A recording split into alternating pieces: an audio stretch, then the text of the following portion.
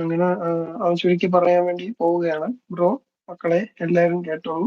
ABC Ganesan പറയുന്നത്, എന്നെ ഒരുത്തി തേച്ച് അവളെ കുറിച്ച് മോശമായിട്ട് പറഞ്ഞപ്പോൾ സഹിച്ചില്ല. എന്നെ ഒരുത്തി തേച്ച് അവളെ കുറിച്ച് മോശമായിട്ട് വേറെ ഏതോ ഫ്രണ്ട് പറഞ്ഞായിരിക്കും. അതിപ്പോ ഇവൻ സഹിച്ചില്ല. ഒന്നുമില്ല, അല്ലെങ്കിൽ സ്നേഹിച്ചുകൊണ്ട് നടന്ന പെണ്ണല്ലേ, അവളെ കുറിച്ച് എങ്ങനെയെങ്കിലും പറയാൻ പാടില്ലല്ലോ. അപ്പൊ എബിസി ക്രിയേഷൻസ് പറഞ്ഞുകൊണ്ട് 2 കസേരയും ഒരു ടേബിളും പൊട്ടിച്ചു. ടേബിളും പൊട്ടിച്ചു. അതിനിടയ്ക്ക് ജഗന്നാഥൻ കണിമംഗലം വന്നിട്ടുണ്ട്. കാട്ടാക്കട മില്ലിട്ടിരിക്കുന്ന മോഹനെ അറിയാമോ? ഇത് മറ്റില്ല, അതിന്റെ അതാണ്. എന്താണ്ടാ ചേട്ടാ ആ വീഡിയോ കണ്ടായിരുന്നു. മറ്റേ ഒരുത്തൻ ബൈക്ക് ആക്സിഡന്റ് വന്ന് കഴിക്കുമ്പോഴേ ഒരു മാമ ഓടി വന്നിട്ട് ചോദിക്കട്ടെ, നീ എവിടെ ഉള്ളടേ? അപ്പൊ ഈ ചെക്കൻ പറയും, ഞാൻ കാട്ടാക്കട. കടകളെവിടാ?